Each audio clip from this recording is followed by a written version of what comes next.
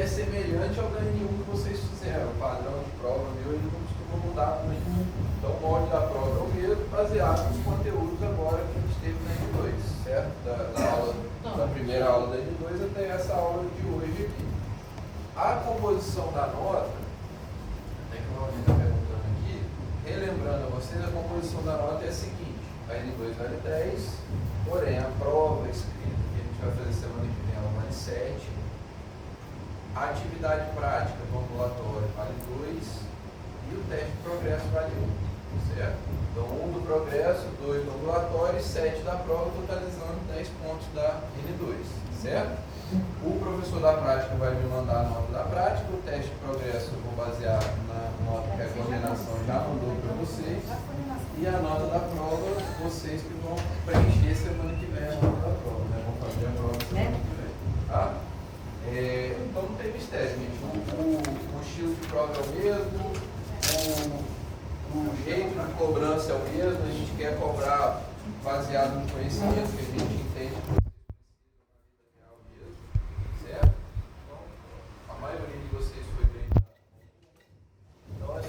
Da mesma forma para N2, e se Deus quiser, a gente não vai ter surpresa. Certo? É possível o foco qual tema? O foco é cair lá na semana que vem, gente, essa hora vocês vão estar com essas dúvidas todas esclarecidas. Quantas questões de cada coisa que cai, qual que é da discussão. Você pensa rápido, hein, professor? Nossa, pelo amor de Deus. Professor, aquela aula de aqueles detalhes, eu estou muito preocupada com aquela aula. Então, até a outra turma perguntou. Aquela parte do início de vetor, não sei o que, aquilo cai. Gente, em todas as aulas, o objetivo do conhecimento que eu quero que vocês tenham, que é o que vai ser cobrado, é o conhecimento de vida real.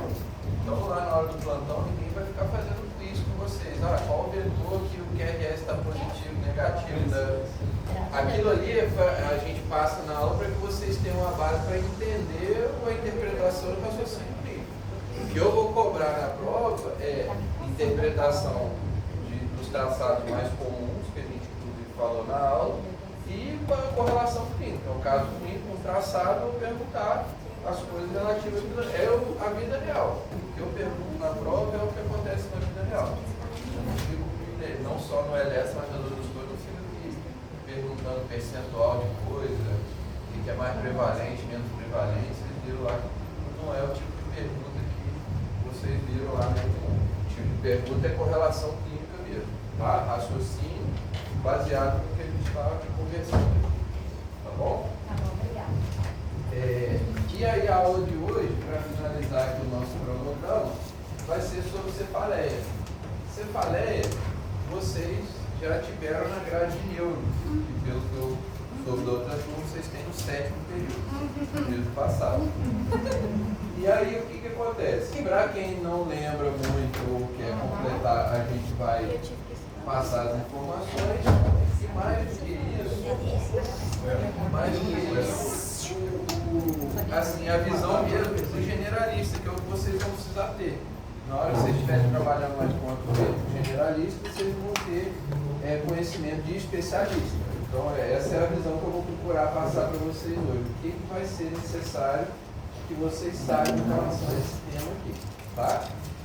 E aí, antes mesmo dos slides, já passo para vocês que uma das coisas que a gente vai precisar diferente antes disso, né? Como que esse problema vai aparecer para vocês na rotina profissional de vocês? O paciente com cefaleia, ele vai aparecer tanto no ambulatório, lá no postinho, na atenção primária, quanto também vai aparecer no plantão.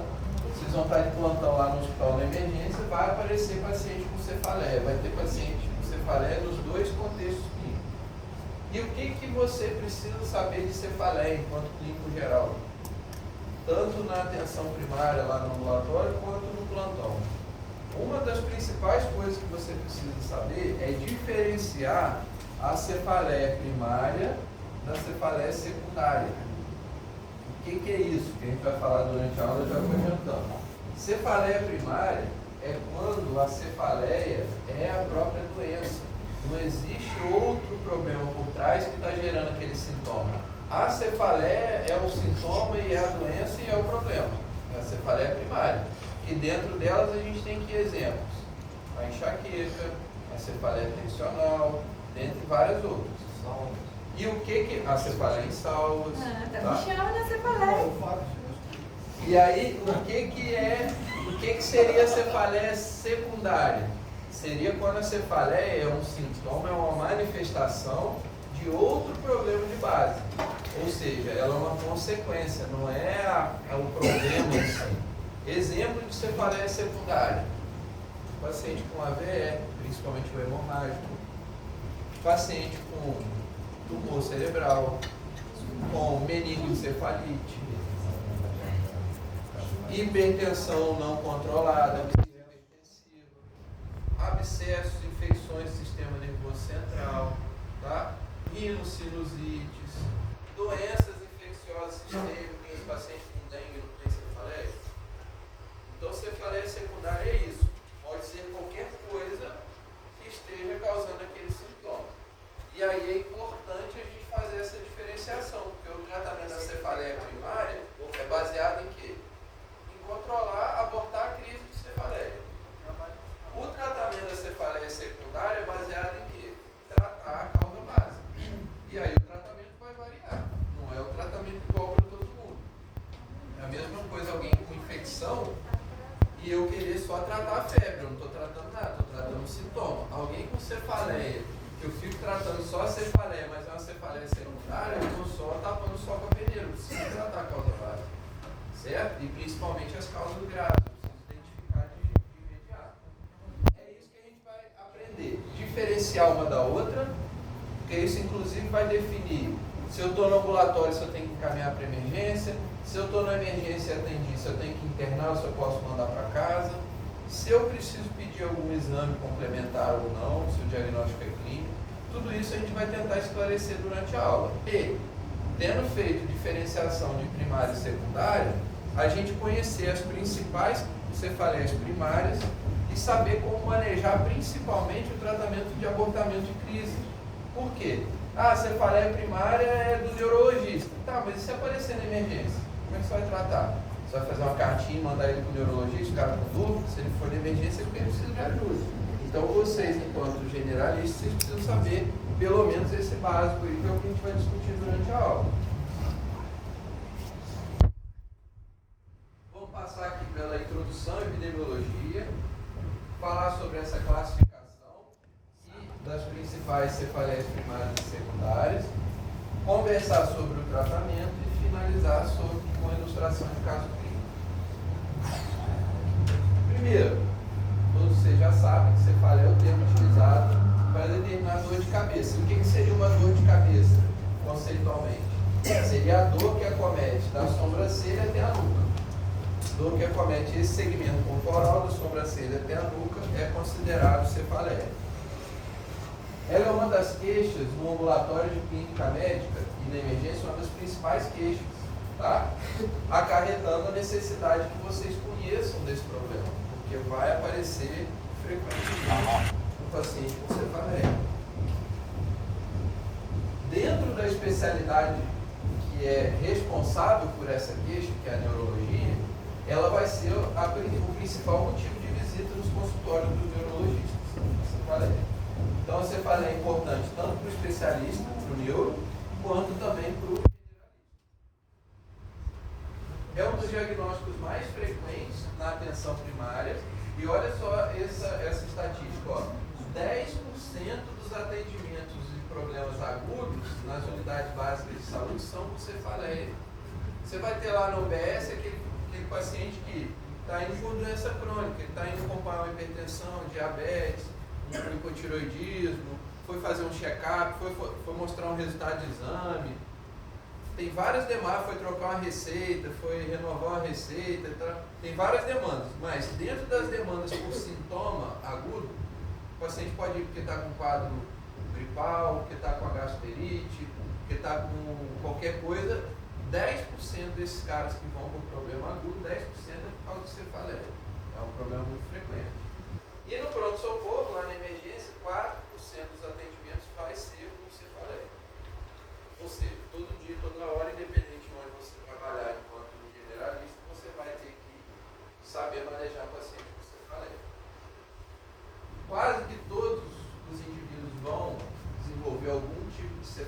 durante a vida, todo mundo já deve ter experimentado uma dor de cabeça na vida. E a prevalência anual é maior que 70%. Dentro do próximo ano, mais de 70% de vocês aqui vão desenvolver algum tipo de cefaleia.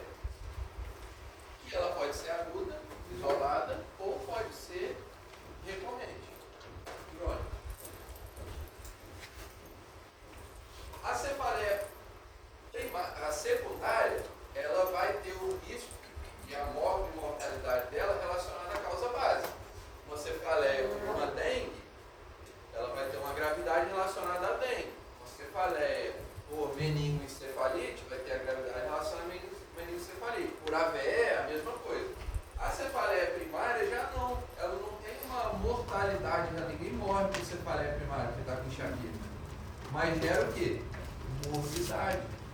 A pessoa tem sofrimento, impacto de qualidade de vida, isso gera perda econômica e social.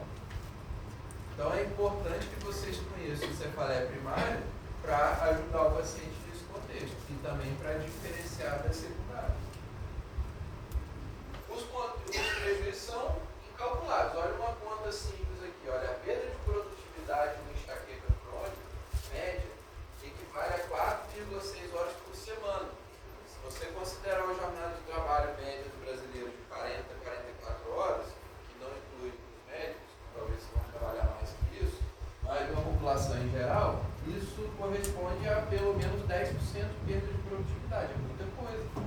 Numa grande empresa, tem centenas de funcionários, é como se 1 a cada 10 funcionários não existisse. Ela paga e o cara não produz nada.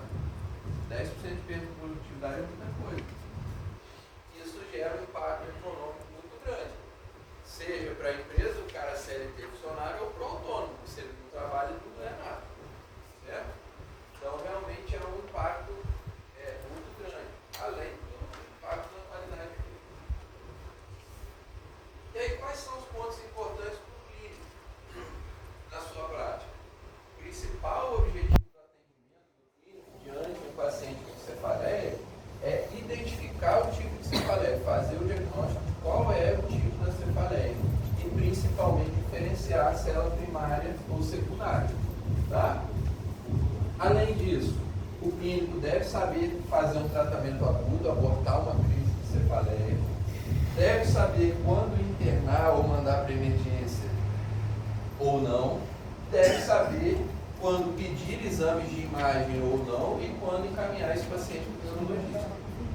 É igual a gente já falou com outros temas. Você pegar e virar um encaminhador, né? Fala, cefaleia? Eu. Dor no estômago? Dor no peito?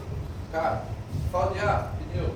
Você virar um encaminhador, mas aí beleza, cefaleia é neuro, mas aí a cefaleia do cara é por uma dengue.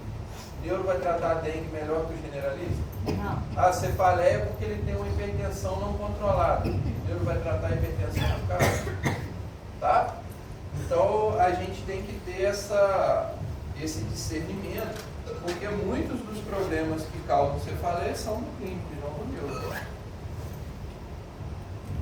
Então fazer esse diagnóstico correto é o primeiro e mais importante passo do tratamento. Olha, baseado nisso que eu acabei de falar, nesse dado aqui, 39% das cefaleias são devido a um problema sistêmico. Acabei de falar, o paciente está com quadro febril, uma crise hipertensiva, rinocinusite, 39% é muita coisa. Outra questão importante, desmistificar o que? É um pensamento comum entre os leigos e até na comunidade médica. Desmistificar que problemas oftalmológicos, como por exemplo erros de refração, são comumente relacionados à cefaleia. E não é. Tá? Pode acontecer? Até pode, mas não é uma associação frequente. E coisa que na prática a gente vê o contrário. Né? O paciente começa a falar que está com dor de cabeça, a primeira coisa que o leigo e até a própria comunidade médica fala, você já foi no oftalmo? Você já fez o exame de vista? Já viu seu óculos está ruim, está bom? E na verdade essa associação é fraca. Tá? Então essa não vai ser a primeira hipótese sua, você vai ter que pensar em outras questões. Então, quando a gente divide cefaleia primária e secundária, a gente tem que entender que diagnóstico das cefaleias primárias, ele é clínico. Não existe um exame para diagnosticar a cefaleia primária. Não tem um exame que você pede lá e confirma enxaqueca. Ah, vou pedir um exame aqui que vai dar se é enxaqueca ou não é. Fazer uma tomografia, alguma coisa vai vir lá, enxaqueca. Não é. O diagnóstico da cefaleia primária é clínico. O paciente não tem nada orgânico, aparentemente. Tá? Já o da cefaleia secundária, não. O da cefaleia secundária, o diagnóstico muitas vezes vai demandar uma avaliação complementar. Dentro das cefaleias primárias, as principais, na verdade as mais comuns que a gente vai dar ênfase na aula, são a cefaleia tensional e a enxaqueca, que também é conhecida como migrânia. São sinônimos, enxaqueca e migrânia. Tá? E a cefaleia tensional. Tem uma outra cefaleia que a gente vai dar ênfase aqui na aula também, não pela sua frequência, mas pela sua importância clínica, que é a que o colega lembrou, que é a cefaleia em salvos. Por que a gente vai dar importância para ela aqui na aula? Porque apesar dela ser rara, ela vai bater no pronto-socorro com frequência, porque ela é muito intensa. Então, por exemplo, aqui, muitos de vocês aqui talvez tenham cefaleia tensional e enxaqueca, mas talvez muitos de vocês nunca foram parar no pronto-socorro por causa disso. Alguns sim, mas outros muitos não. Por quê? São cefaleias que não são muitas vezes com intensidade leve, moderada. Então, esses pacientes, muitos deles nem vão no pronto-socorro. Eles têm, mas não buscam ajuda. Às vezes vai no ambulatório. E já esse da cefaleia em salvo, praticamente todo paciente que tem uma cefaleia em salvo, na hora da crise, ele vai procurar o pronto-socorro, que é algo lancinante, é uma dor excruciante. Tá? Então, são as 3 cefaleias primárias que a gente vai dar ênfase na aula: tensional, migrânia, enxaqueca e salvo. As outras, essas 3, se não virem slide para frente, elas correspondem a cerca de 90% das cefaleias primárias, ou seja, a grande parte.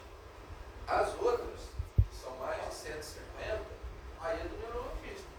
A gente não tem como ter o nível de conhecimento do especialista. Tá? Repetindo, cefaleia primária é a própria doença, cefaleia secundária é um sintoma ou manifestação de outra doença que causa a cefaleia. Cefaleias primárias principais que a gente vai enfocar: a tensional, a enxaqueca e a insalvos, e as cefaleias secundárias, todas que eu já comentei. As vasculares, incluindo os AVEs, aneurisma, infecciosas centrais ou sistêmicas, ou seja, abscesso cerebral, meningoencefalite, sistêmicas. Falei arbovirose, qualquer infecção sistêmica. Tem ainda as relacionadas à crise hipertensiva, rinocitite, tumor cerebral, hipertensão intracraniana, cefaleia por trauma ou pós-trauma. O céu é o limite. Professor, mas para diferenciar vai ser só clínico? De uma primária para uma secundária? Primeiro vai ser um contexto clínico, que a gente vai ver as diferenças básicas, os critérios de um do outro. Mas muitas vezes, quando você suspeita de uma cefaleia secundária, você vai precisar de um exame complementar. Exemplo, tem um paciente. Tipo de intenção, você vai avaliar a febre. Aí o exame físico você já vai resolver, mas o hipertenso, além dele estar hipertenso e poder dar cefaleia, o hipertenso ele pode estar com lesão aguda de órgão-alvo. Por exemplo, isso que o Rony perguntou. O paciente faz uma crise hipertensiva, ele está lá com 200 por 110 de pressão. Aí o cara com cefaleia, você mede. Ele está só com cefaleia, mas exame neurológico normal, não tem alteração neurológica, não tem nada, você vai entender que pode ser o quê? Olha, é só por causa da crise hipertensiva. Eu controlar a pressão, a cefaleia vai melhorar e você vai fazer isso e observar ele. Agora, chega esse mesmo paciente com 200 por 110 de pressão, com muita cefaleia, mas você vai conversar com ele, ele está desorientado, está sonolento, está com alteração de fala, tá com alteração de pupila, alguma alteração de exame neurológico. Será que é só por causa da crise hipertensiva? Ou ele está fazendo um edema cerebral ou até uma veia hemorrágica? Aí como é que você vai fazer essa diferença? Você vai ter que fazer uma tomografia dele. Tomografia de crânio. Tá?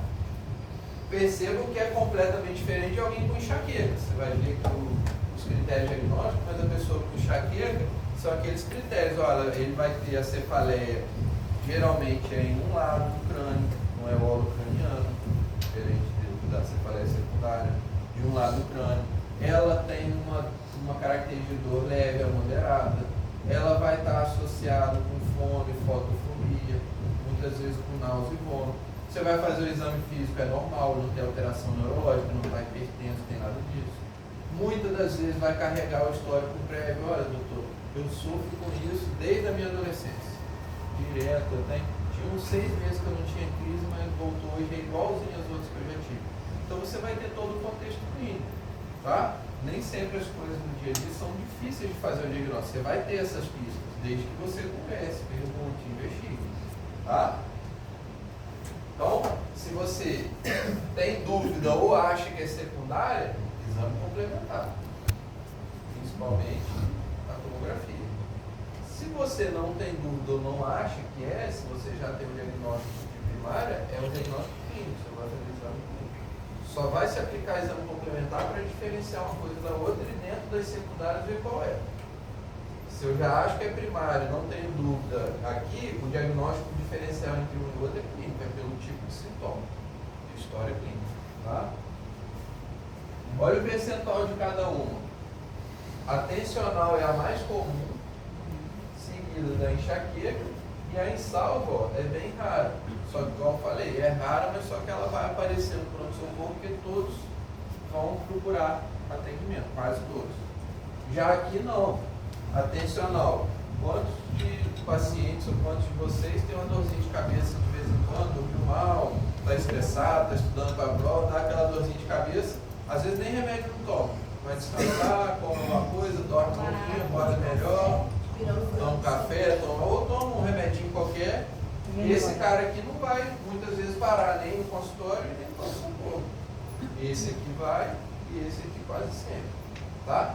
Então, na hora de graduar a prevalência de quem procura, o que mais procura é a enxaqueca. Tá? Porque ela é prevalente e muitos procuram. A insalvas vai ter menos incidência que enxaqueca, porque todos quase vão procurar, só que é bem mais raro. Tá bom? E aí, dentro da história clínica, o que vai me ajudar a fazer essa diferenciação que vocês estão perguntando? Ó, idade que começou, tipo da dor, se é pulsátil, a localização, se é holocraniana, se é hemicraniana, se é mais temporal, não é? A intensidade, a apresentação e evolução, ou seja, como que o comportamento da dor tem se manifestado. Começou há um ano, mas tem piorado recentemente, tem ficado com mais frequência. Qual foi o tempo do início da dor para o pico dela, que isso é um marcador de gravidade? Às vezes você começa uma dorzinha de cabeça agora, ela vai ficar forte na hora do almoço, daqui a 2, 3 horas. Mas tem dor que você está agora normal, daqui a 5 minutos você está com a dor louca aqui que você tem que ir embora. Isso é um marcador de gravidade. Pico muito rápido. Todos esses critérios clínicos a gente vai considerar. Quantas crises por mês ou por semana a pessoa está tendo? Se tem sintoma associado do tipo foto e fonofobia, náusea e vômito, tá? Se tem aura, a gente vai ver na frente aqui. O que é aura?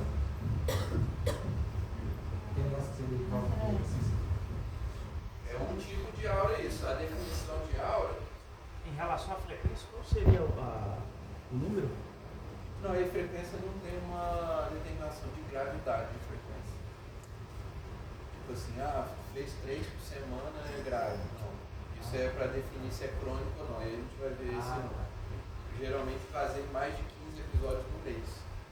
Mas não necessariamente que é grave, que seria secundário.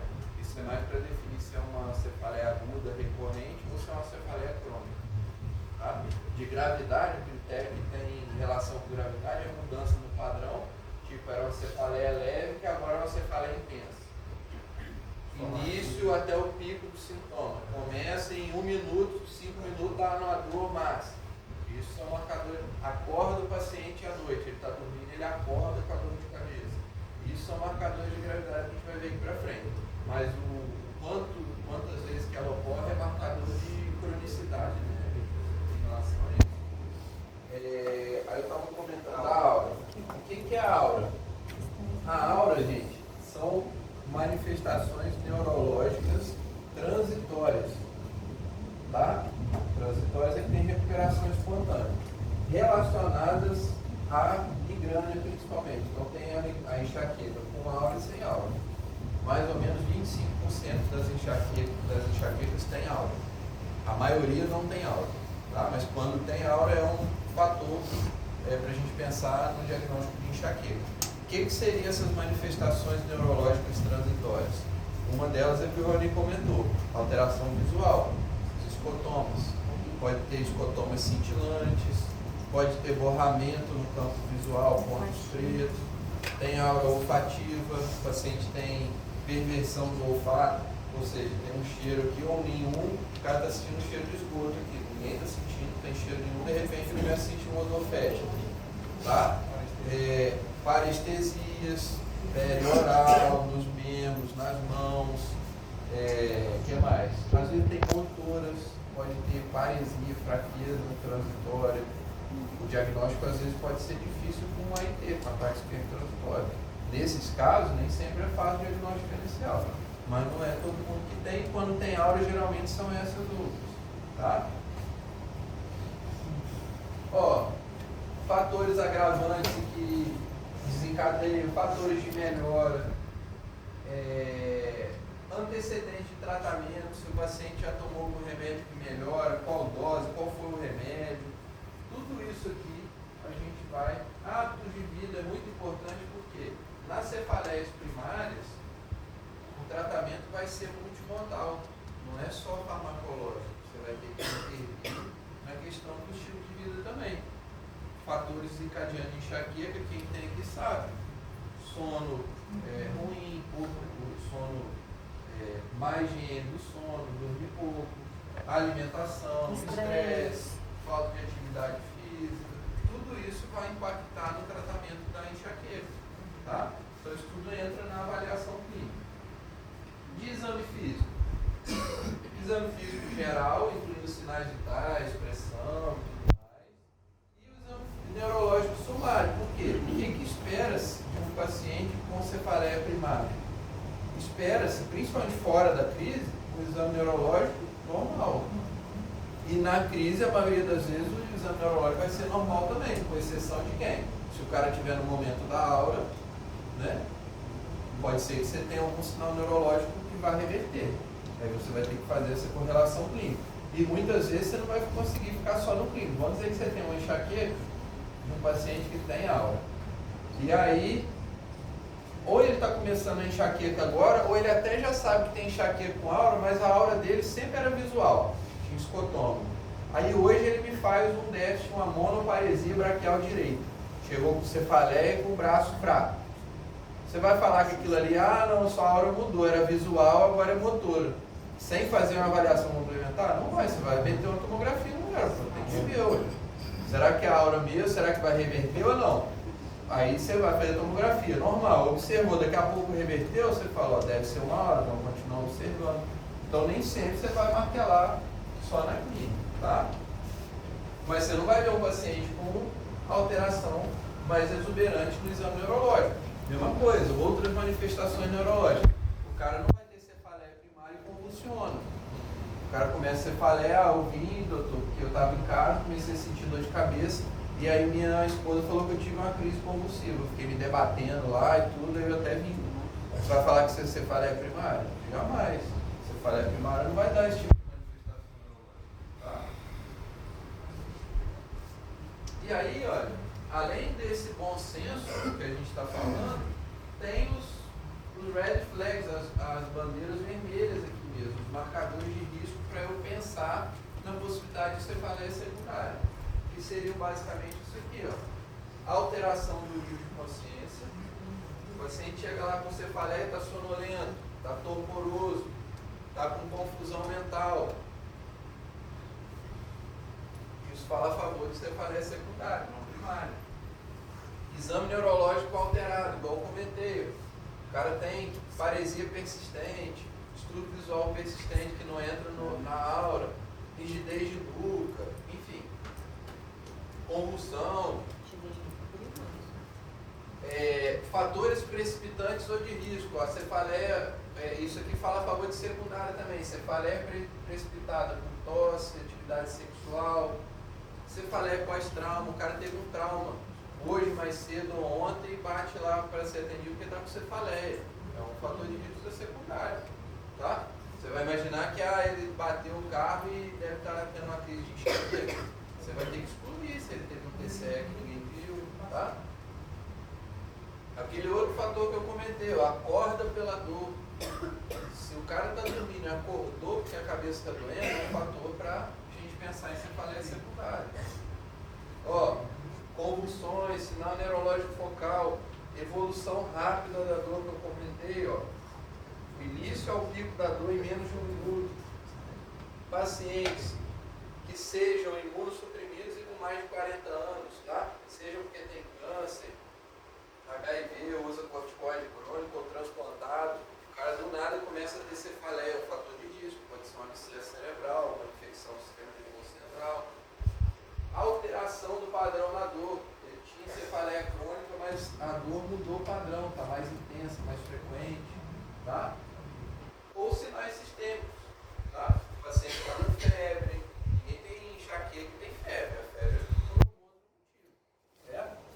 Então, apareceu alguma suspeita de que a cefaleia não é primária, que possa ser secundária, muitas vezes eu vou precisar de exame complementar.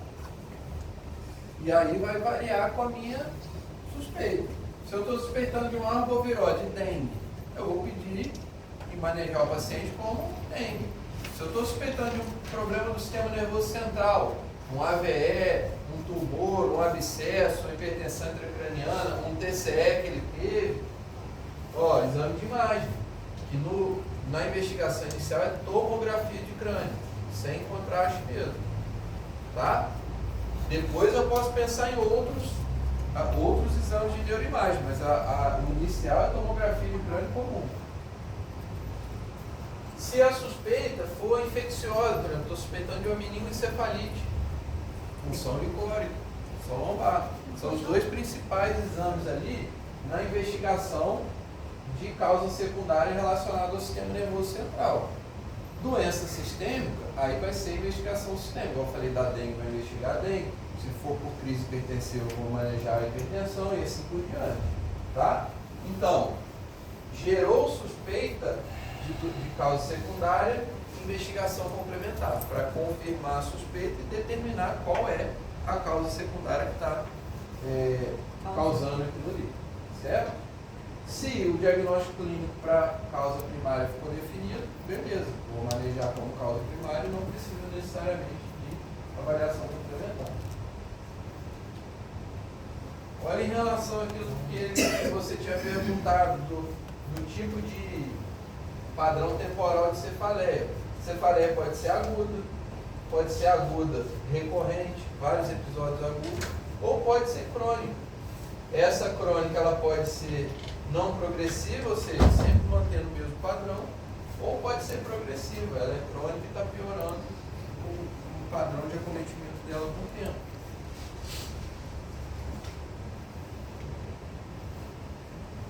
E aí, falando das principais cefaleias primárias, a gente vai falar dessas três aqui, que, igual eu falei, correspondem a 90% das cefaleias: tensional, enxaqueca e salvo. Essas que devem ser conhecidas por vocês enquanto generalistas. Quais são os critérios clínicos? Lembra que eu falei que o diagnóstico de cefaleia primária é clínico? Quais são os critérios clínicos para a cefaleia tensional, que é a primeira das primárias aqui, ó. Característica da cefaleia tensional é ser bilateral,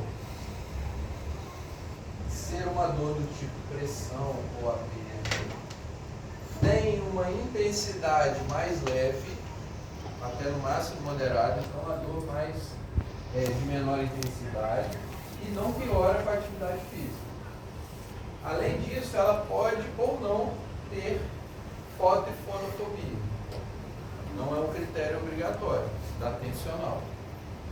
O que ela não costuma ter? Ela não costuma dar náusea e vômito. Náusea e vômito é mais característica de quem? Da enxaqueca. Assim como a própria fonefotofobia também é mais característica da enxaqueca. Mas a tensional pode ter fonefotofobia. Tá? Aí o que você perguntou também, ó. Menos de 15 episódios por mês, dias de acometimento por mês é chamado de episódico. Se for mais de 15 dias por mês, a gente já disse que é uma cefaleia crônica.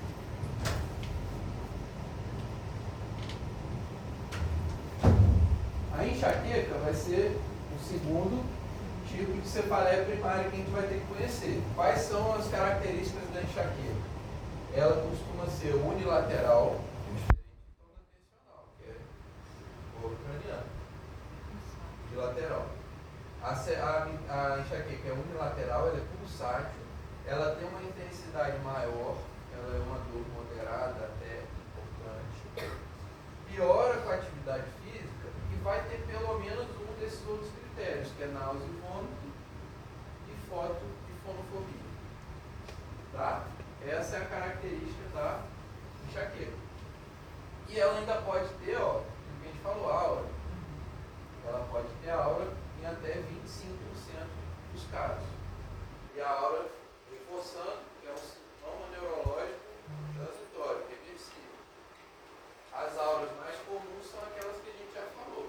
As auras visuais, auras sensitivas, aura de fala e linguagem, motora e olfativa. A aura, geralmente, ela precede a dor. O paciente começa a crise de enxaqueca, quem tem aura, né? Com aura. Então o paciente começa a ver o escotoma cintilante aqui, aí daqui a meia horinha, 20 minutos, começa a dor. E aí quando você vai fazer um tratamento abortivo do paciente, você já pode prescrever o abortamento da crise já na fase da aura, antes mesmo de começar a dor. Tá? A aura pode continuar junto com a dor também, mas ela vai ser transitória, você não vai ter uma aura muito longa. Geralmente ela tem poucos minutos de duração. Se a aura começar a durar demais, você já tem que começar a pensar em outras possibilidades. O terceiro tipo de cefaleia primária que a gente trouxe aqui é a cefaleia em salvos. Qual é a característica dela? Ó, a localização da dor é periorbitária e na região temporal, ela pega esse quadrantezinho aqui, ó, de um lado ou de outro. Ela é do tipo em facadas e de forte intensidade, é uma cefaleia muito forte. Geralmente ela predomina no período da noite, e como ela é muito forte, o paciente tende a ficar inquieto e agitado. Não necessariamente por um sintoma, sendo um sintoma neurológico, está agitado porque está doendo muito. Tá? E tem uma outra questãozinha que ajuda muito no diagnóstico da cefaleia em salvo, que é isso aqui, ó, manifestação autonômica local do sistema nervoso autonômico, que pode ser qualquer uma delas ou várias em associação. O que seria manifestação autonômica? No lugar que o paciente está tendo a dor, seja à direita ou à esquerda, você pode ter hiperemia conjuntival, você pode ter lacrimejamento, litose palpebral, você pode ter congestão nasal ou rinorreia, você pode ter sudorese e ruborização dessa região da face e plenitude auricular, sensação de ouvido entupido, na hora ali da dor, da crise de dor. Certo? Então essas queixas autonômicas locais, elas são muito presentes na cefaleia em salvo. Tem paciente que vai ter um tipo, outros nenhum. O paciente geralmente não vai ter todas essas manifestações, vai ter algumas ou uma ou outra. A prova. Aqui está a diferenciação entre elas, certo? Resumido, na verdade, é o que eu acabei de falar, que as características de uma e outra estão aqui para vocês poderem consultar. Ô, professor, essas características são engessadas ou pode acontecer de... Não. A variabilidade clínica não é, mas você tem vários critérios, né? Você pode ter um ou outro que falha ali, mas geralmente você consegue fazer diferenciação entre elas, não é? Você já ouviu isso várias vezes, medicina nem sempre tem número. Você vai ver quadro ativo, né? Que até o neurologista vai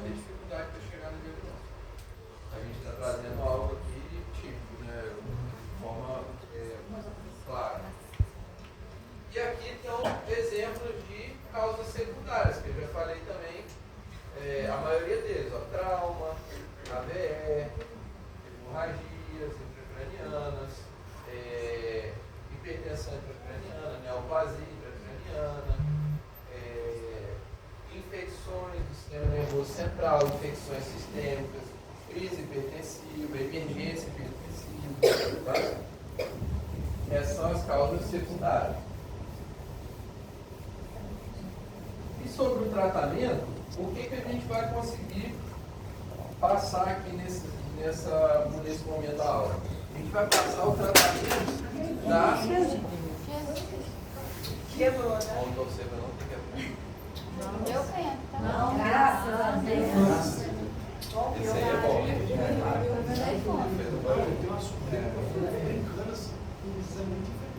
Então, gente, o tratamento, a gente vai falar sobre o tratamento das causas de cefaleia primária, porque a secundária, qual é o tratamento da secundária? O tratamento da causa básica. Então, se é uma VS, vai tratar uma VS, cefalite, mesma coisa, uma emergência hipertensiva, mesma Mas você coisa, dá tá? uma analgesia, né? Oi? Você dá uma analgesia. Não deixa o paciente. Você vai dar analgesia e vai investigar a causa secundária. Tá? Vamos lá. Tratamento da primária. Como eu falei, é um tratamento multifacetado, né? Multifocal. O foco de tratamento são vários, incluindo o manejo da dor, mas a gente tem que atuar no sono, no comportamento, na atividade física, na alimentação. Tudo isso vai corresponder para o sucesso ou não do nosso tratamento. E vai ser baseado também na intensidade da crise. Existem crises leves, moderadas e de forte intensidade. Baseado nisso, você vai escolher a classe de medicamento que você vai usar. As leves são aquelas que não interferem com as atividades, o paciente está com a cefaleia, mas está dobrando a vida. A moderada interfere, você vai estar com o seu laboral comprometido. E a de forte intensidade é incapacitante. É o absenteísmo, é a pessoa que não vai na aula, não vai trabalhar, tem que ir embora. Tá? Essa é uma crise forte que vai no pronto-socorro. Qual seria o tratamento da crise? Começando aqui pela enxaqueca. Quais as classes de medicamentos que a gente usa para abordar uma crise de enxaqueca? Começa por analgésico simples, dipirona e paracetamol mesmo. Passa por anti-inflamatório não esteroidal, qualquer um deles aqui exemplificado na naproxeno e ibuprofeno. E vai termina nos triptanos. Essa ordem aqui vai pela ordem de intensidade. Dor de enxaqueca, crise leve até moderada, a gente vai usar analgésico comum e anti-inflamatório. Se é uma crise com uma intensidade forte, uma dor forte, a gente já vai lançar a mão dos triptanos. Tá? E associações possíveis são o quê? Tratamento de sintomas associados. O cara com enxaqueca ele não pode ter náusea e vômito, então você pode dar um antiemético para ele. Aqui tem relatado a questão do corticoide, porque o corticoide ele é exceção na aplicação da crise, porque ele não traz ganho no controle da dor, no abortamento da crise. Ele vai trazer benefício em quê? O paciente que está tendo crises recorrentes, ele ajuda talvez na diminuição de recorrência de crise. O uso do corticoide, mas é um tratamento de exceção, não é o padrão. O padrão é analgésico simples, anti-inflamatório e triptano, dependendo da intensidade da crise. Aí entra um outro conceito que é importante, que vai ser baseado na frequência dessas crises. Olha aqui, ó.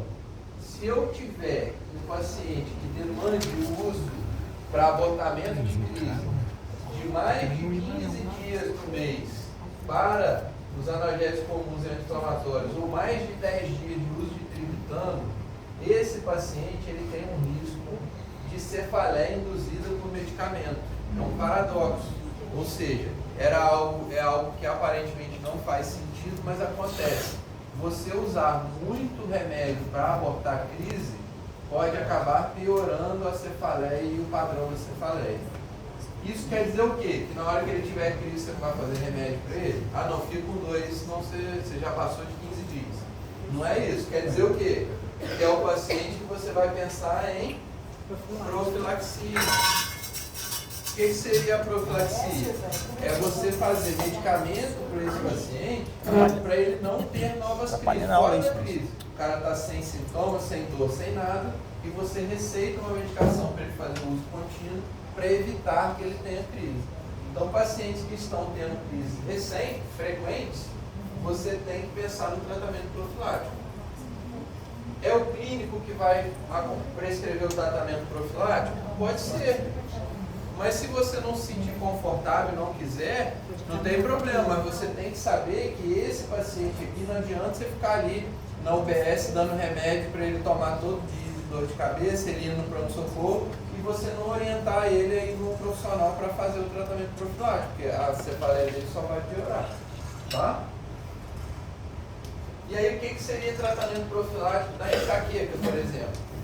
Opções: beta-bloqueadores, bloqueadores de canal de cálcio, antidepressivos tricíclicos e até mesmo anticonvulsivantes. Qual que eu vou escolher? O que eu tenho experiência de uso ou o remédio que se adapte ao perfil do paciente? Vamos dizer que seja um paciente que tem um perfil de depressão do humor ou distúrbio de ansiedade. Eu posso escolher como profilático um antidepressivo para ele, que eu vou estar ajudando em outra parte também. Ah, é um paciente hipertenso, você vê ele é mais taquicárdico, tem palpitação, vou escolher o beta-bloqueador e assim por diante. Tá? Olha aqui a cefaleia tensional. O que eu vou usar na cefaleia tensional? Lembra que ela tem uma intensidade menor? Ela é leve, no máximo moderada? Então, para a cefaleia tensional, o tratamento abortivo vai ser analgésico simples e ou anti-inflamatórios. E quando eu precisar de tratamento profilático, aquela cefaleia tensional que está recorrendo mais de 15 dias no mês? Você tem, principalmente aqui para tensional, os mais eficazes são os antidepressivos tricíclicos. São os de primeira escolha. E podem ser usados outros antidepressivos também. E a cefaleia insalva? É importante esse detalhe aqui que diferencia das outras. Lá no pronto-socorro, chegou uma cefaleia insalva, que é aquela unilateral, aqui periorbitária, temporal, com aqueles sintomas neurológicos locais aqui autonômicos. Essa cefaleia insalva, que é de forte intensidade, além da medicação de cefaleia que você vai dar, você também vai dar suporte de oxigênio. Só que não é qualquer suporte de oxigênio, não é aquele seca-melecazinho lá, o catéter nasal. É o oxigênio em alta dose, que é FO2 a 100%, oxigênio em alta dose a gente usa através de que dispositivo? Como é que é o nome desse aqui?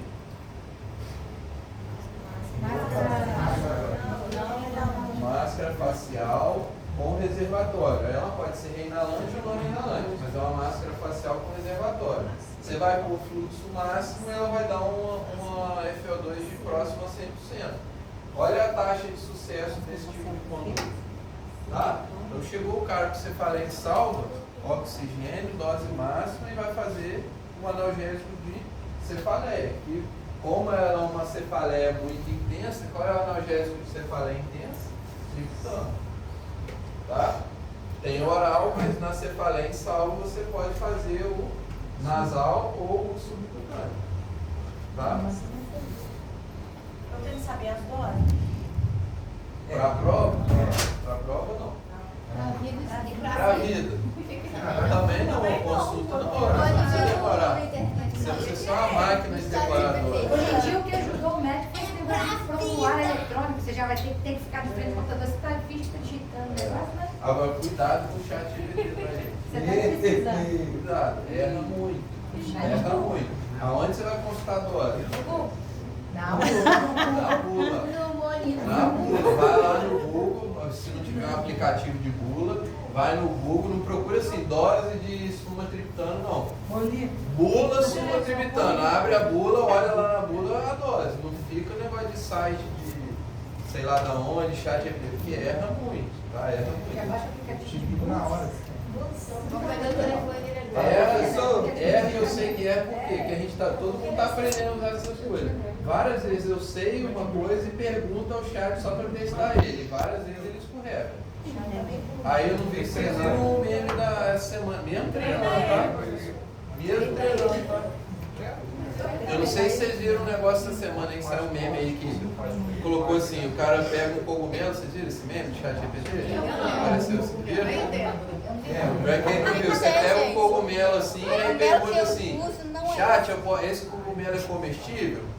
Aí fala, aí daqui a pouco aparece uma foto do cara na UTI, e aí conversando com o chat, aí o chat, realmente você tem razão, esse cogumelo não é comestível por causa disso. E é exatamente isso. Aí eu pergunto e ele erra, eu falo, chat, você está errado, você está coberto de razão, realmente é assim. Então cuidado com... Tem um macete para ele. Pode ser que pra frente eles melhorem mais ainda, mas no momento, mesmo treinando, mesmo em coisas que você treina ali antes, eles não devem, eles não devem Só você confiar. cumprimentar ele. Complementar. Bom dia, E o tudo bem? tratamento Como você está? profilático, a profilaxia Ele não erra. principal aqui é o verapamil, tá? Aqui está o resumo das drogas, doses para cada tipo de cefaleia. Então você pode decorar só uma, só. Gente, não precisa decorar. Ó, sem precisar olhar aqui. As 3 cefaleias primárias que a gente falou. Tensional, migrana, enxaqueca e sal. Qual que é a menos intensa das 3? Tensional. Qual que é a mais intensa? Sal. A migrana ela vai variar ali, beleza. A gente falou de 3 classes de remédio para abortar a crise. Qual que é a primeira classe? Para dor mais leve. Analgésico comum, dipirona e paracetamol. Segunda classe, anti-inflamatório não hormonal. Terceira, triptano. Para tensional, o que você vai usar? Dipirona ou crão? Analgésico ou no máximo anti-inflamatório, porque ela é leve. Certo? Para insalva, o que você vai usar? Triptano de remédio, e tem um detalhezinho de salva que a gente vai fazer a oxigenoterapia em alta dose. E na migrânia, na enxaqueca, o que a gente vai usar? As 3, depende da intensidade da crise. Posso usar analgésico, anti-inflamatório ou triptano. Então não tem mistério. Tá? Beleza? Profilático, vamos ver lá. O que pode usar para profilático? Lá na enxaqueca. Beta, bloqueador, antidepressivos clínicos, anticonvulsivantes, tá? Depende do paciente. Na tensional, se o paciente tem cefaleia tensional, que tem relação com tensão, com o paciente estressado, qual é o profilático que a gente usa? Qual classe que é predominante? Antidepressivo. E aí vai tratar exatamente. Então é só pensar pelo bom senso baseado na estrutura que a gente passou. E, sem ter muito bom senso, é meio que decorado qual é o profilático da insalva, vocês dizem verapamil. Tirando isso aí que vocês decoraram, o resto é bom senso. Tá? Prova pra quem aí? Já tá começando. Já dá um pontinho hoje. Oi? Cara, se ele não tiver com crise hipertensiva na hora, com crise de arritmia, alguma coisa, eu conheço que seja complicado para abortar a crise. Tá? Eu acho que ele pode ter alguma contraindicagem a gente não pode usar triptano, e parte cardiovascular é só se tiver compensado. Tá? Algumas considerações em relação ao tratamento de forma geral, olha aqui, ó. Quanto antes o medicamento abortivo foi iniciado, melhor é eficaz cessar a crise. Então aquela conduta de ficar ali balevando para deixar para tomar um remédio depois é ruim, porque a eficácia do tratamento diminui. Começou a crise, toma um remédio e aborta logo a crise. Vai ser mais eficaz. Certo? Corticoide eu falei que não ajuda a abortar a crise. Quando ele é usado, que é exceção, ele vai ajudar a prevenir recorrência. E essa terceira observação é muito importante, olha aqui, gente, ó. Opioides, eles devem ser evitados para tratar cefaleia. Por quê? Eles não são eficazes, muito eficazes para esse tipo de dor, para cefaleia. Eles estão associados a recidivo, então quando ele controla a dor, ele piora a quantidade de recidivo depois e principalmente pode causar dependência. Aí o cara tá indo ali, é opioide. O cara vai todo dia lá com dor de cabeça, porque ele quer opioide, quer mais opioide. Tá? Então o opioide não é uma classe boa de remédio para tratar a cefaleia. Tá? Aqui, o mapa mental para ajudar vocês, mas na verdade o mapa confunde mais do que eu vou passar 2 videozinhos curtos falando exatamente isso que a gente já conversou e depois os 2 casos.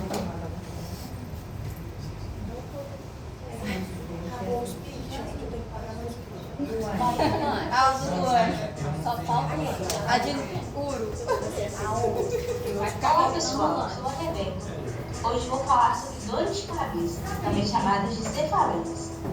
Ao longo da vida dos adultos, a cefaleia comete mais de 90% da população mundial e traz prejuízos para a vida pessoal e profissional de muitas pessoas. Vamos conhecer mais sobre esse assunto? Algumas dores de cabeça acontecem mesmo que não haja problema de saúde que justifique a dor. Essas dores são classificadas como cefaleias primárias.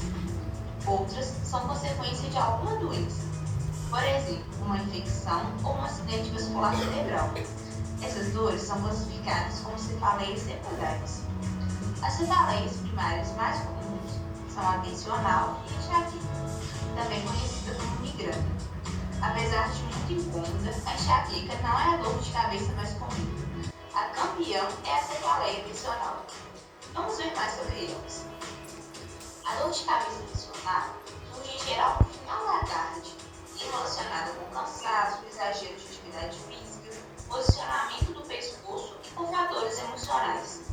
Nos casos de dor de cabeça tensional, a dor é geralmente leve ou moderada e se distribui para toda a cabeça. Os músculos próximos à cabeça ou pescoço podem ficar muito rígidos. A dor não piora com álcool. O uso de analgésicos comuns resolve a dor. Todos nós já tivemos dores de cabeça tensional, o tipo mais comum de dor de cabeça. É melhor não fazer barulho. Diferente da enxaqueca, de dor geralmente restrita a uma metade da cabeça. Se a dor intensa, descrita como se estivesse algo pulsando dentro da cabeça. A dor piora com barulho e a luz. Pode vir acompanhada de náuseas e vômitos. E o paciente prefere ficar quietinho. Alguns pacientes com enxaqueca podem ter antes do início da dor ou junto a ela alterações visuais, como ver pontos brilhantes que disseminam e aumentam de tamanho. Esses pacientes também podem sentir cheiros fortes ou ter pulgamento em uma parte do corpo. Esses são exemplos da famosa aura da enxaqueca.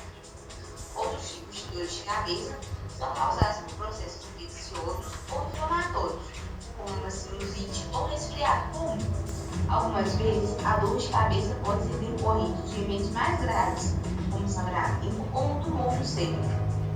Quer saber mais sobre as dores de cabeça? Não perca a segunda parte deste vídeo.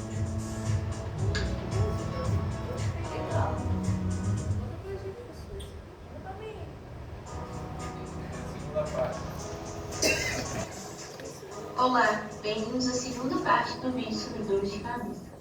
Na primeira parte desse vídeo, aprendemos que algumas dores de cabeça podem acontecer devido a problemas de saúde, as chamadas cefaleias secundárias.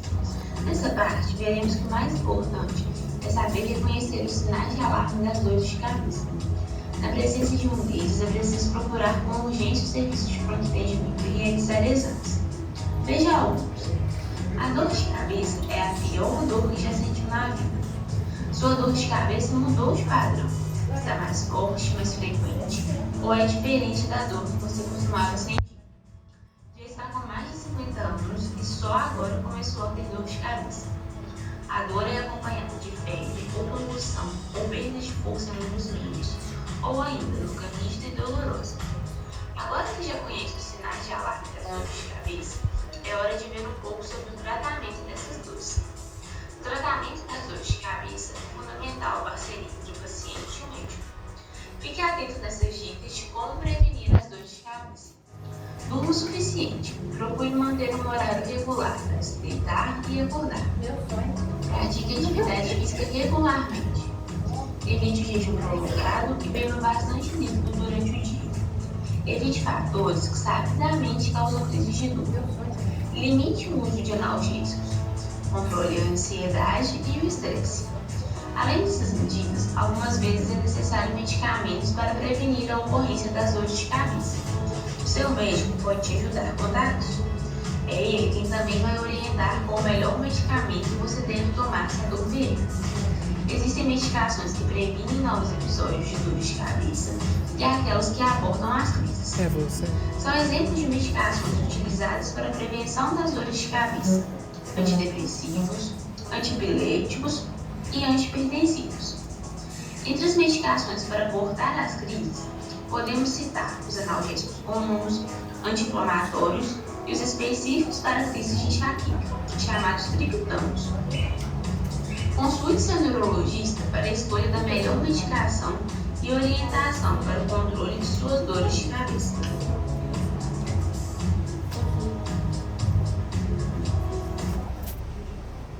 Agora, para finalizar, dois casos clínicos que são autoexplicativos. Um relativo a uma cefaleia primária, que é esse primeiro, e o outro é uma descrição de uma cefaleia secundária. Então, vamos ler. Ele mesmo já vai se desenrolando, é ilustrativo já. Deixa eu adivinhar quem vai ler. Pode adivinhar? Esse está muito grande. Fiquei cansado. Paciente de 35 anos em segmento no ambulatório de cefaleia devido à enxaqueca crônica. As crises começaram aos 14 anos, mas eram infrequentes até o nascimento do primeiro filho, há 4 anos. Apresentava uma crise por semana durante até 6 horas, caracterizada por dor unilateral, principalmente à direita, pulsátil de forte intensidade, de 8 em 10 na escala de analógica de dor, que piora ao esforço e associada a náusea, fonofobia. Refere ainda que, logo antes do início das crises, percebia fenômenos luminosos durante, em média, 20 minutos. Nos últimos 5 meses, passou a apresentar um aumento da frequência e da intensidade dos episódios, agora cerca de 3 vezes na semana, sendo em 10 na escala de dor. Fazia uso intercalado de dipirona, 1 grama com paracetamol de 500, apresentando melhora parcial das crises no início. Entretanto, com o aumento da intensidade e frequência, passou a não mais apresentar alívio com os analgésicos. O exame neurológico não tinha alterações, solicitados exames complementares de sangue e de imagem, os quais também foram normais. Além do quadro de dor, a paciente referia estar desanimada e que sentia falta de prazer com atividades que outrora desempenhava com satisfação, com sentimento de culpa e choro imotivado. Foi orientada a cessar com as medicações analgésicas. Iniciou-se a amitriptilina de 25 todos os dias na hora de dormir e em curso breve de dexametasona. No retorno, a paciente relata que descontinuou a amitriptilina por causa da sedação diurna e constipação. Essa foi trocada então para nortriptilina em uma dose de 10 mg e a dose foi titulada para 50 ao longo de 2 meses. No terceiro mês, ela estava tolerando bem a medicação com melhora relativa dos sintomas depressivos, mas experimentando apenas 3 dias de dor de cabeça por mês. Dessas, apenas metade eram moderadamente intensas e responsivas, prontamente ao uso da naratriptano 2,5 mg. Só que vocês viram. No início eu entendi, no final não entendi nada não. Vocês viram que é uma paciente jovem com um quadro típico de enxaqueca, de cefaleia primária. Né? Aí ela começou a ter quadros recorrentes que demandaram tratamento profilático, que foi feito com um antidepressivo. E aí ela teve reação adversa à amitriptilina, e aí depois, sedação, constipação, trocou por nortriptilina, que é um outro antidepressivo tricíclico. E aí ela ficou bem. Ela de crises de várias vezes na semana, muito intensas, que não respondiam aos analgésicos, ela passou a ter apenas 3 episódios no mês, que eram apenas moderados e que respondiam. Então o tratamento profilático se indicou, foi efetivo e ela... Mas ali, olha ali, é nortriptilina, depois no final ela está com naratriptano. Não, o naratriptano aqui para abortar. As crises, eram responsivas à naratriptano, mas a nortriptilina ela usa todo dia para profilaxia, para não acontecer a crise. Triptano só na hora que acontece. Exatamente. Naratriptano é para abortamento da crise, é um abortivo de crise. A nortriptilina é uma medicação profilática, que ela vai usar direto. Tá? Caso 2, que seria uma cefaleia secundária. Olha como é que é totalmente diferente. Homem de 38 anos é admitido no setor de emergência depois de ter apresentado um quadro de cefaleia orocraniana de intensidade de 10 em 10 na escala analógica de dor, que começou e atingiu a intensidade máxima da dor em menos de 1 minuto. Ele descrevia a dor como uma bomba disparada em sua cabeça e muito intensa. O paciente evoluiu então com sonolência, rebaixamento de consciência, sendo entubado e encaminhado para o leito em unidade de terapia intensiva. A acompanhante do paciente referiu que ele apresentava história pregressa de enxaqueca episódica e depressão. Afirmou também que a presente dor era diferente dos eventos que ele se queixava frequentemente, sendo essa mais intensa e rapidamente progressiva. Os sinais vitais do exame neurológico da paciente, pouco antes da intubação, mostravam uma pressão arterial de 195/112, com uma pontuação de 6 na escala de Como de Glasgow e rigidez de leito importante sem efeito. A tomografia computadorizada de crânio, sem contraste, revelou um intenso sangramento dentro das cisternas basilares, tipo de hemorragia subaracnoide aneustática. A complementação do exame com uma angiotomografia arterial intracraniana comprovou a suspeita e topografou um aneurisma de 6 por 3 milímetros no topo da artéria basilar. Vocês vejam, é um paciente jovem, 38 anos, que teve uma dor súbita de forte intensidade, que atingiu o pico de dor em menos de 1 minuto, certo? E manifestou vários sintomas neurológicos, inclusive rebaixamento do nível de consciência. Além disso, estava extremamente hipertenso, rigidez de nuca, enfim. Isso aqui, total suspeito de cefaleia secundária. Provavelmente um AVE hemorrágico pela crise hipertensiva. O exame de eleição, tomografia de crânio simples, sem contraste, e confirmou o AVE hemorrágico desse paciente, que vai ser tratado para a causa básica do caso. Tá? Então aqui foi ilustrado as duas situações. Beleza, gente? Beleza. Todo mundo assinou.